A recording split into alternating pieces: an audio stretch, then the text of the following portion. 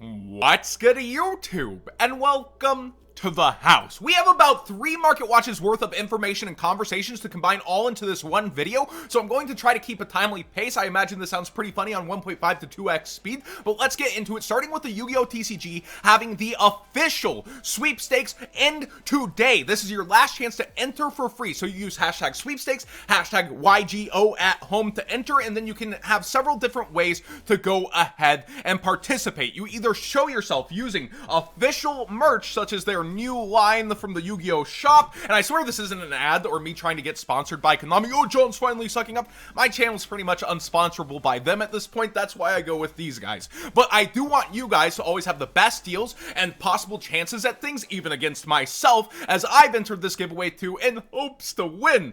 But you show yourself either enjoying the anime from home or how you're enjoying Yu-Gi-Oh! From home with official merchandise, or your remote duel setup, once again like the United We Stand giveaway. This is on Instagram and Twitter. You can only enter once. People who enter multiple times will be DQ'd, and this time far more people are entering than the United We Stands, where I don't think even all the United We Stands ended up getting handed out. So that United We Stand was thousands of dollars. People are a lot more aware of this one. Now you too can get your chance, and sorry for blowing up other people's spots who already entered. I always want you guys to have the best chance at nice things. This one's completely free.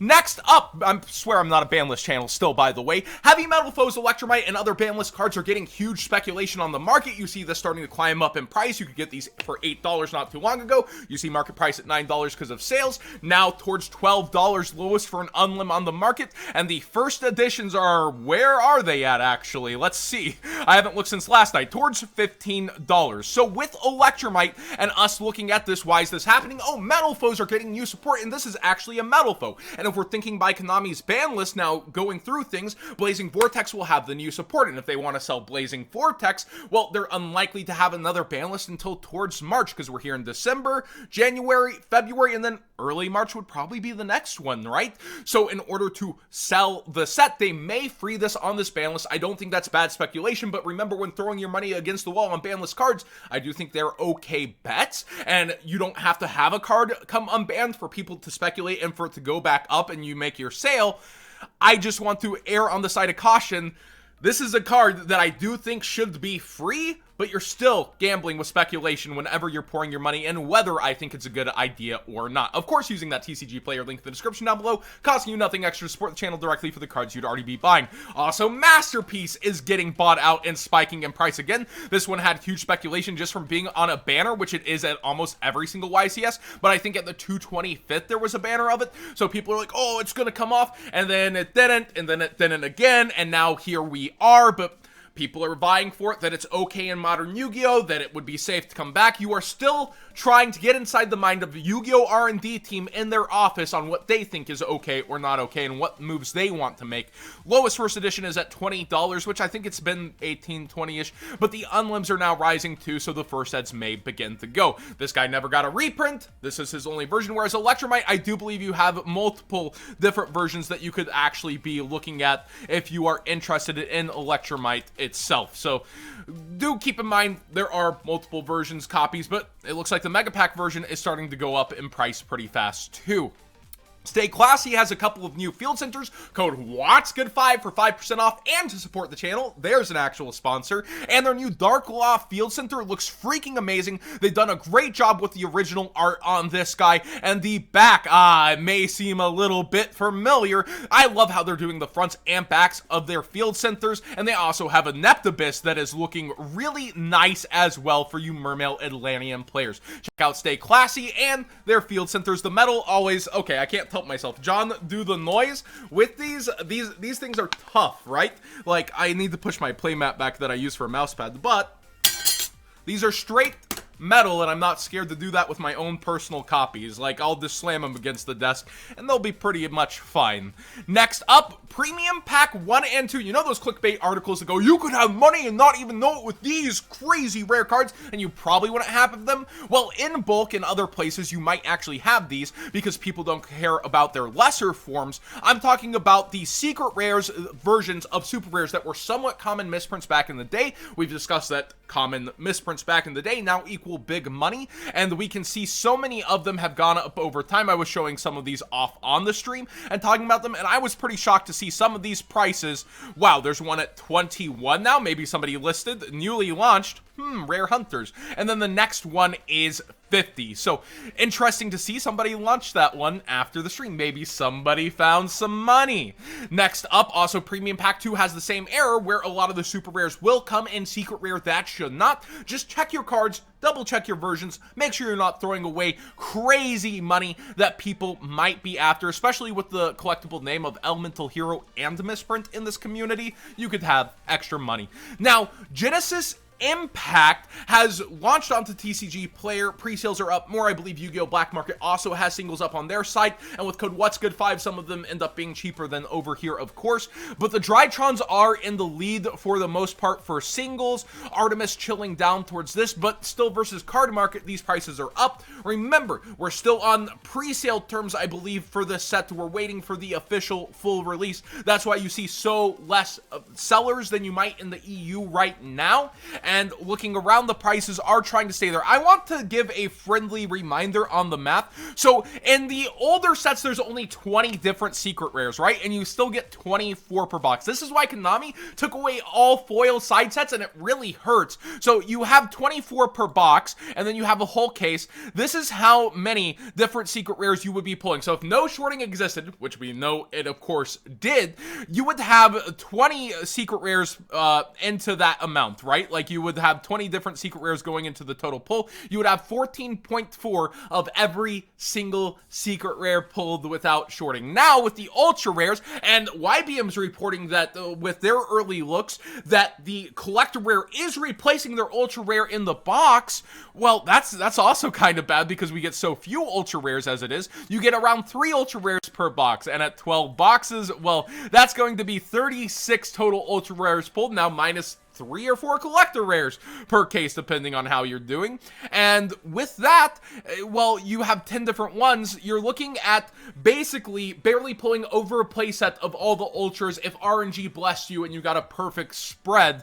The moment we have a meta deck within these side sets, we're going to feel it. But despite that, despite collector rares falling out, despite like people even hyping some of these decks, the prices are really cheap versus what they could be, and I'm glad that they are. There's not a lot of hype or excitement going into here, though. I would have liked to see a better side set, but I really am scared we're going to feel those new ratios the moment we have a side set that is like Dark Saviors or Secret Slayers. The moment we have something like that, those prices are going to be through the roof because you're almost automatically to like Necros ratios or worse, like depending back in the day. The moment you're opening a set of something like this, it's pretty bad. A lot of the fairy stuff has gone up thanks to Drytron and stuff like that. You see Herald of Orange Light. I suggested a long time ago to get these at 18s. Hopefully you did and held on. They are now up. Actual sales at 40, 55, 60 listings. We see other stuff going crazy such as Cyber Angel Ben 10. Secret Rare is the highest rarity of her. I've always called this okay if you're going to grab a version of her when other versions would climb up towards her. And then Eva from a structure deck, still specifically with, I believe, no reprint, if I'm not mistaken, is around 250, 230. Really good resource game for fairies. And then Herald of Perfection. I don't think Herald decks are necessarily gonna make a comeback, but people are hype about all these. They're going into different places and grabbing it, not regardless of whether they think it'll actually take over the metagame or not. You're just seeing hype poured into all sorts of versions of fairy stuff. Let me know what you think of the decks. Are they real? Are they back? Are they gonna terrorize Table 500? Or will they actually be at the top tables? The anniversary pack has some interesting rolling buyouts that have been happening. Even Celtic Guardian is not immune. As we see, I think the lowest last I looked was towards 14 or 16. Yeah, $16 here are the lowest. So it just seems like anniversary pack, no matter what, has continued to be stonks. My opinion on this is they're very unique alter arts, and they show the very long-term potential of alter arts if they're not run into the ground like Konami has done with some of their modern products. We look at Dude, and those reprints for the Ghost Girls have already been re-released, so I just don't feel like they're taking alter arts as serious, but this really shows how far they can go if you give it time, even for cards that don't have like this specific need. Now, do we have another Shiba Warrior Tar? I don't know if Shiba Warrior actually ever got another reprint. No, it didn't. So this is actually something I would be thinking about, and I remember it got hyped once upon a time for a Naturia Beast combo or something. This is something probably to get sooner than later. if you're doing collection cards. Speaking of that, also back to Premium Pack 1, we were talking about Marshmallow, and with its place in history and how stall cards actually used to be so prevalent, such as Spirit Reaper and this wouldn't be a bad grab to have in its highest rarity form and only holo form at around $2.50 to $3. So I would definitely consider having your copies. It only does come in unlim, so don't freak out about not finding first editions, but as a collectible card, not a bad grab for long term, especially if past formats get popular. Gizmak Kaku has been creeping back up in price, but we see a motivated seller here today. So let's see here. This is a $7 copy, $7 copies, a little bit of fallout. It was towards $7.85 lowest last night. A lot of people are talking about how with Macabre you can make calamities, and with other things it's easy calamities. So I'm seeing more and more people just point out, hey, if I have a Trishul on board, I have calamities now with one card. Instead of going through a crazy combo extender, I just get right there. People are considering this. I do think it's undervalued for a short print pull out of Ignition Assault, but the Master Rule did sure kill his other abilities, and now he seems like, throw up a level 9 on board for free if I'm interrupted. Dark Magician Girl has more buyouts. Big surprise. People need to be bonked during the crush card times. So the Duelist League rares have been bought out to ridiculous proportions. Oh my god, $100 card, that sort of thing. Not really. Do consider with Duelist League how terrible the sales rates are when something like this happened, but you still can be eating pretty well depending on how things do fall out over time, how antsy people get. People want to build their Dark Magician Girl shrines and collections. Not a bad one to have out, but for the people getting them in and competing and hoping to make actual sales versus its previous price point, good luck, have fun. You're going to be sitting on them for a while. Two other penny stocks, Nightmare Griffin and Curious. Just want to remind you guys that Curious has never had the reprint, and Nightmare Griffin for the secret rare version, not a bad pickup under $2. We are looking at people making combos to get stuff back from the graveyard. Curious Griffin may actually eventually be power crept in how people are grabbing stuff from the graveyard, and people are figuring out other ways to do that. I still like this duo for how cheap it is in the penny stock range. Force of the Breaker feels oddly overlooked, and you may be looking at the prices and call me crazy in quantities, but we were talking about it on stream last night, and when all the other old sets come up for just how much this has going for it, the Sky Scourge, Ryza, the Crystal Beast, this set as a whole, honestly, and Volcanic Rocket, I'm seeing you down there, Pain, but seriously, this set feels so overlooked time and time again. Like Invincible had multiple buyouts somewhat recently for its ability to shut off spells or traps in a metagame. I mean, Orcus could search Genzo. Props to Swag Kage for coming in the stream and talking about that one. But with this, we see the unlimited ulti at 17s, 20s. I remember the skyrocketing to $100, and here's the fallout. First edition's at 25. And Norlaris is under 102 for his ulti, when I remember this not sinking under 125 for a good amount of time. I personally haven't looked at Force of the Breaker in a while, and when it came up in stream, I was just like, this is weird. 55, 60s on this card that honestly could one day for copy effects come back into the game and be relevant. I remember when Satoshi got 16th, tied for 16th by the way at a Shonen Jump, had to win that 16th place playoff and then won out taking a Shonen Jump. But that's in the past. This card reappeared, the Jesse Flores in Burning Abyss format, and BA still has its ways to make this with one card combos. Be aware of that. Just looking through, Force of the Breaker does feel pretty overlooked. Go ahead and give it a gander. We have the Yu-Gi-Oh! Organization showing off the contents of the premium God Box. And with that, I do think some things will be super hype on our market versus the OCG market. This is a clear oversleeve. What we've been waiting for. You can put that bad boy over your awesome art sleeves and keep them safe. And I think these will definitely sell harder on our market, perhaps, than their market and be highly sought after. Also, displays like this, custom displays, they sell for like 30 plus to some people. And I think this is great to have in a product. If you're hunting down the God Box itself, I'm pretty sure that's going to 2x to 3x in value immediately over in the OCG. Skill Drain, its Lost Art promotion is going up. I felt it was undervalued for a while and other versions of Skill Drain were going up. Now the Lost Art is following suit and is gone. And finally, Tenki. One of my friends and fellow YouTubers, Master Dinnerflax, was talking about this one and saying he felt like there's never really a bad time to get Tenki. To that, I want to say you do have opportunity cost when it comes to this card. You are looking at it cooling off versus 160 right now, so it's at 120-ish, and then like 125. And then when we are looking at the card and fallout, well, this could go down towards 80, or events get announced and Zodiac's still relevant, goes back up towards 160. You're looking at Zoo becoming irrelevant again, there not being a Beast Warrior type that hypes this, and it was as simple as Ancient Warriors hyping this as well. So a bad or okay archetype can hype this, as we've seen in the past, Tri Brigade coming through. There's so much going that hyped Tinky up. It is inflated a little bit right now, but it has something going for it in Zoo.